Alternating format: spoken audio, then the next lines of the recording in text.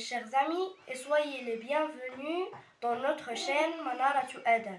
Dans le cadre de la préparation à l'examen normalisé, nous allons réviser des leçons pour être prêts à 100% pour l'examen. Et n'oubliez pas de liker notre vidéo et vous abonner à notre chaîne.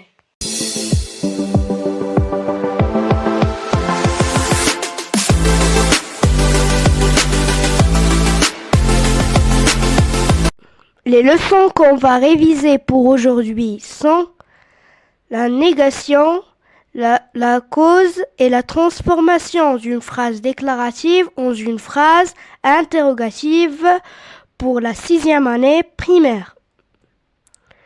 Dans cette vidéo, on va essayer d'atteindre plusieurs objectifs.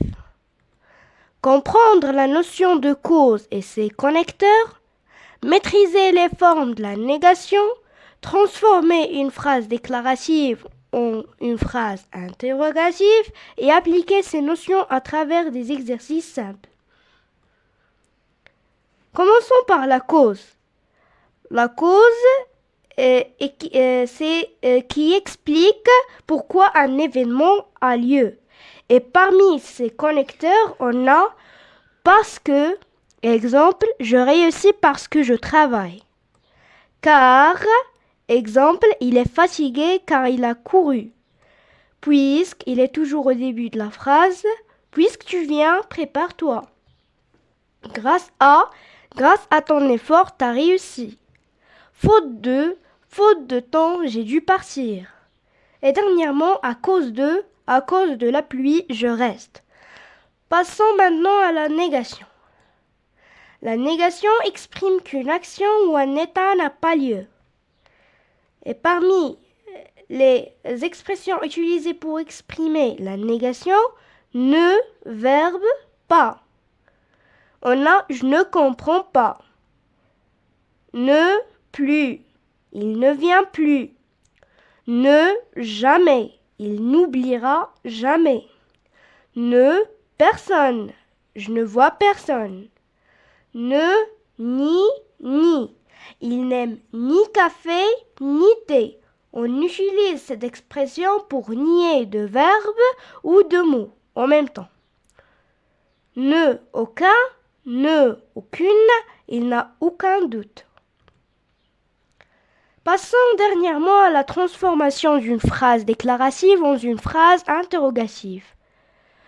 Pour réaliser cette transformation, on a 3 manières. Premièrement, l'inversion sujet-verbe, dans laquelle le verbe prend la place des sujets et le sujet prend la place du verbe. Par exemple, on a tu aimes. Après qu'il subit l'inversion sujet-verbe, il devient aimes-tu. On a aussi l'ajout de est-ce que. On ajoute est-ce que avant la phrase déclarative et on met toujours un point d'interrogation à la fin de la phrase. Et on a l'intonation. L'intonation se fait avec la prononciation. Par exemple, on a la phrase déclarative « tu aimes ». Lorsqu'il subit l'intonation, il devient « tu aimes ». On a aussi « il vient demain ». Lorsqu'il subit l'intonation, il devient « il vient demain », etc.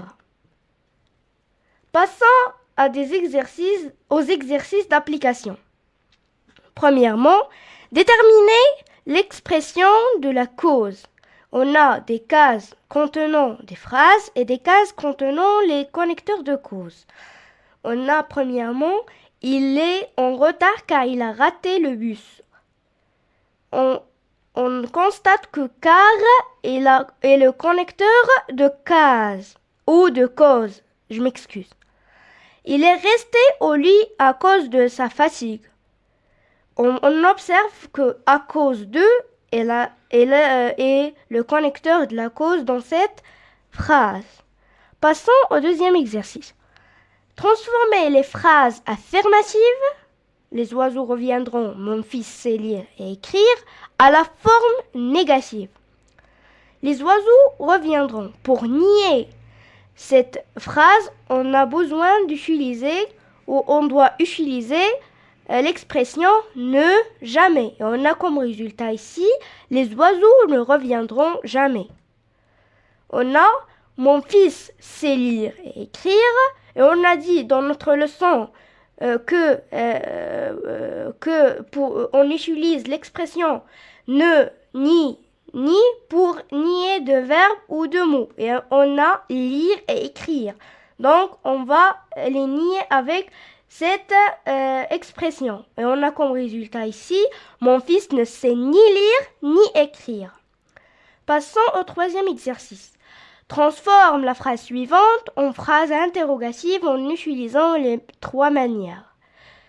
La phrase qu'on a ici, tu as compris la leçon. On utilise l'intonation et on a comme résultat, tu as compris la leçon? Et on met un point d'interrogation à la fin. On a l'ajout de est-ce que et on a est-ce que tu as compris la leçon? Je n'ai pas mis un point d'interrogation ici, mais c'est nécessaire, on doit le mettre. Et on a comme résultat, est-ce que tu as compris la leçon? La troisième manière, l'inversion sujet-verbe. As-tu compris la leçon? Avec un point d'interrogation à la fin. Merci pour votre attention et au revoir dans une nouvelle vidéo, Inch'Allah.